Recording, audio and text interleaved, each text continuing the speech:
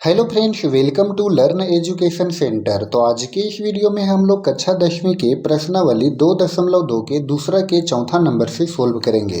इसके पहले का वीडियो अपलोडेड है, आप जरूर देख लें। तो चलिए हम इसको चौथा नंबर से सोल्व करते हैं। एक बार क्वेश्चन को पढ़ लेते हैं। देखिए क्वेश्चन है कि एक द्विघात बहुपद ज्ञात कीजिए जिसके शून्यकों के योग तथा गुणनफल क्रमशः दी गई संख्याएं हैं। तो चौथा में है 1,1। तो यहाँ पर देखिए, ये जो यहाँ पर एक जो दिया हुआ है वो है शून्यकों का योगफल, और ये जो एक है ये है शून्यकों का गुणनफल। यानी कि शून्यकों का योगफल को हम मान के चलेंगे अल्फा प्लस बीटा। तो अल्फा प्लस बीटा यानी कि शून्यकों का योगफल, इसका मान दिया हुआ है 1। ठीक है, इसका मान 1 दिया हुआ है और इसका सूत्र होता है -b/a। तो इस तरह अल्फा प्लस बीटा का मान 1 दिया हुआ है तो 1 बराबर लिखेंगे -b/a, क्योंकि ये इसका सूत्र होता है। तो देखिए 1 यहाँ पर अंश में है तो हर में भी हम लोग 1 लिख सकते हैं। ठीक है, उसी तरह से 1 यहाँ पर जो है वो है शून्यकों का गुणनफल, यानी कि alpha into beta. Alpha into beta इसका सूत्र होता है c/a। तो अल्फा इंटू बीटा इसका जो मान है यानी शून्यकों का गुणनफल का मान 1 है, तो 1 बराबर हो गया c/a। तो इस तरह से यहाँ देख रहे हैं कि यहाँ पर भी 1 हो गया, तो अंश में 1 है तो हर में हम लोग 1 लिख सकते हैं।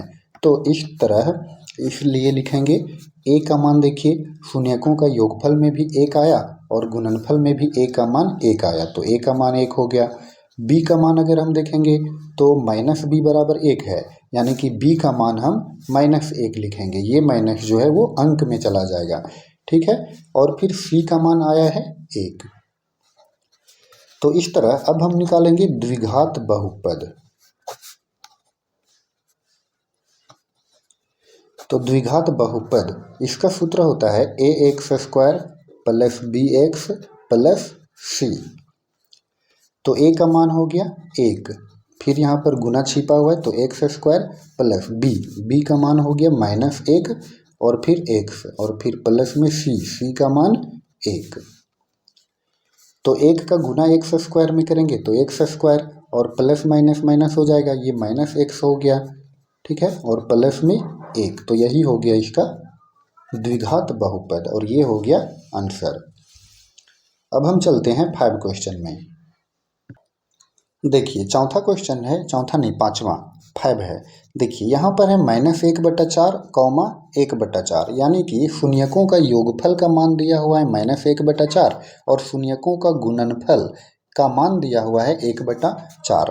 तो शून्यकों का योगफल को मानेंगे अल्फा प्लस बीटा। तो अल्फा प्लस बीटा का सूत्र होता है -b/a। तो अल्फा प्लस बीटा का मान है कितना, -1/4, तो इसका सूत्र हो गया -b/a। अब यहाँ पर देखिए a का मान आ गया 4 और b का मान यहाँ आ गया 1, क्योंकि ये माइनस और ये माइनस कट जाएगा, है ना, क्योंकि ये LHS में भी माइनस है और HS में भी है तो ये कट जाएगा, तो b का मान 1 हो जाएगा। चलिए अब हम निकालेंगे अल्फा इंटू बीटा, यानी कि शून्यकों का गुणनफल। तो शून्यकों का गुणनफल का सूत्र हो जाएगा c/a। तो अल्फा इंटू बीटा का मान दिया हुआ है 1/4, तो 1/4 और बराबर हो जाएगा c/a। तो अब यहाँ पर देखिए a का मान यहाँ भी 4 आ गया और a का मान यहाँ भी 4 आ गया, b का मान हो गया 1 और c का मान हो गया 1। तो चलिए लिख लेते हैं, इसलिए a बराबर 4, b बराबर कितना हो गया, तो ये माइनस और ये माइनस कटेगा तो b का मान भी हो जाएगा 1 और फिर c का मान क्या हो जाएगा 1, है ना। तो अब हम यहाँ से निकालेंगे द्विघात बहुपद।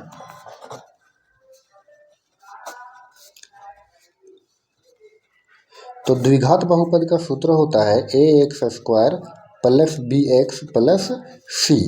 तो देखिए a का मान हो गया यहाँ पर 4 और यहाँ पर है x², ठीक है, और प्लस में b का मान कितना है 1 है और फिर ये x है यहाँ पर, तो x हो गया गुना में और प्लस में c, तो c का मान 1। तो इस तरह से 4x² प्लस 1 का गुना x में करेंगे तो x हो गया और प्लस में c का मान 1, तो ये हो गया हमारा द्विघात बहुपद और ये 4x² प्लस x प्लस 1, ये हो गया आंसर। अब देखिए यहाँ पर छठा में क्या है 4,1 यानी कि शून्यकों का योगफल का मान दिया हुआ है 4 और शून्यकों का गुणनफल का मान 1 दिया हुआ है। तो लिखेंगे alpha plus beta. Alpha plus beta का सूत्र होता है -b/a। ठीक है, तो अल्फ़ा प्लस बीटा यानी कि शून्यकों का योगफल का मान 4 दिया हुआ है तो 4 लिखे और बराबर में हो गया -b/a। तो यहाँ पर 4 अंश में है तो हर में हम लोग 1 लिख सकते हैं। तो इस तरह देखिए तो a का मान हो गया 1 और b का मान हो गया -4, क्योंकि -b बराबर में 4 है तो माइनस चला जाएगा डिजिट में। ठीक है, तो b का मान हो गया -4।